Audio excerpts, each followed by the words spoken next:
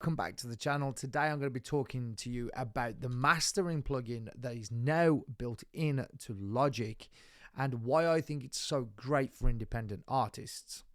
Let's dive right in.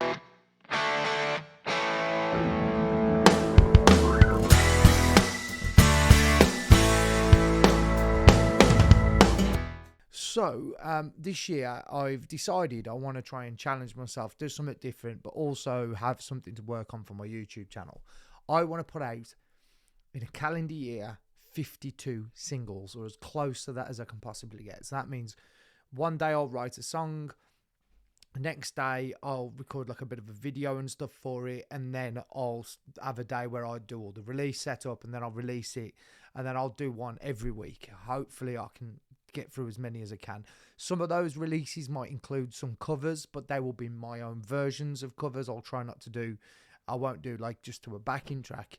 But one of the reasons why I think this plugin is going to be so good for me going forward is because it's just so quick and easy to use, and when you're trying to do something like this, you want something that's really quick and easy to use. So I'm going to just show you how to do that right now. So as you can see now over here in your stereo bus, on your stereo out channel, you've now got the option to just click on mastering. Now, as you can see in the past, I've used Ozone 10, but all we have to do is click on mastering and it's going to open up this plugin. It's really, really simple to use. So all you have to do is find the loudest section of your song, so that it can sort of listen to all the different transients and dynamics of the song. Put it on the loudest part of your track, which is usually your chorus. And then what we want to do is, in fact, I need to move it over to here because that's the loudest part. So let's just move it over to there. Then over here, you've got this analyze section. At the moment, it says reanalyze because I've already done it, but I'm going to hit reanalyze just so you can see what it's doing. Let's just hit that.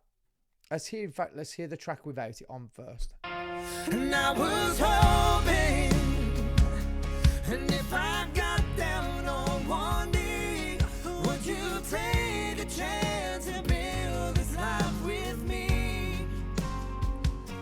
So that's the track without anything on it. Now this is with the master. It's just a simple track. It's just vocals to a backing track. So here we go, reanalyze section, and let's see what it does. And there you go, as quick as that. That's how fast it is. So here we go. You can see it's added a bit of width. It's done an EQ curve. First things to show you is over here, you've got character, which is your dynamics, your compressors, things like that. Then you've got an EQ curve that it's created that you can either refrain from or dive into more if you wish, or just leave it where it is. Then you've got loudness, excite, and width. They're the only things you got. You've also got loudness compensation as well. But let's just see what it's done so far. So let's set that back to 0 and let's go. And I was hoping, and if I got down on one knee, would you take a chance and build this life with me? If you hit here, it'll give you some different options. So you've got clean, valve, and punch. This one gives you more sort of dynamics. This one's smooth. This one does exactly what it says. It's just a cleaner sound. So I'll just flick between them. And I was hoping, and if I got down on one knee, would you take a chance and build this life with me? And I actually think I prefer the one that says punch. So then we're just going to come over to here. This is where you got your LUFS. As a standard, it's setting your LUF range to -14 LUFS, which is what Spotify and a lot of the streaming platforms want you to have.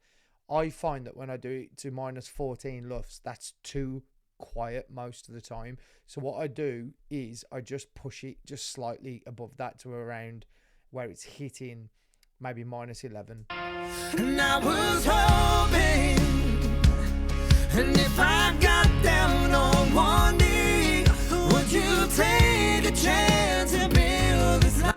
Then over here you've got the excite button. So if you want to add some top end brightness to your track, you can. So let's listen to it with that on and off. And I was hoping, and if I got down on one knee, would you take a chance and build this life with me? And down here you've got spread. Now what you've got to be careful with spread is if you add too much width, you want to keep the width correlation, you want to keep it above this area here, above the 0. If it starts to fall below that, you're going to get phasing issues and it's going to cancel sounds out.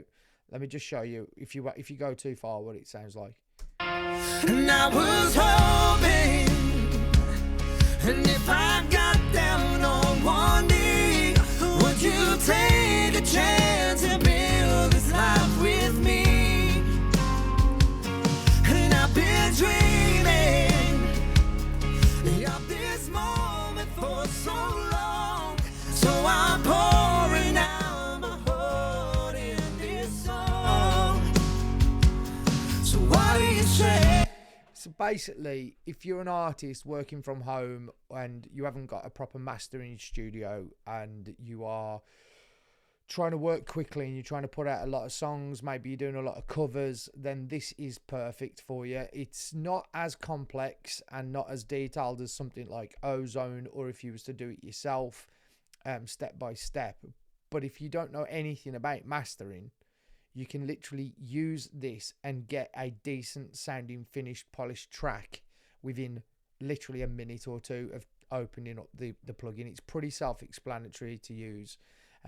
Just a couple of little things to watch out for, like the width. You don't want to go too crazy with that. You don't want to push this too loud, otherwise it's going to sound awful. You want to make sure that's -14 is the industry standard, but the loudness wars would suggest that people like to push it a bit further than that. I know some rock songs will go as far as -9.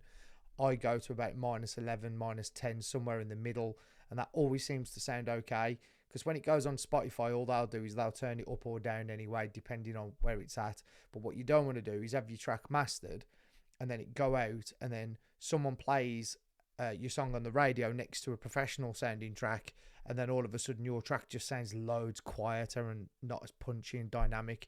So by setting that luff level just a little bit higher maybe than what you might need it, using this method just gives you a better sounding track when it's up against professional tracks on Spotify and Apple Music and all the rest of them.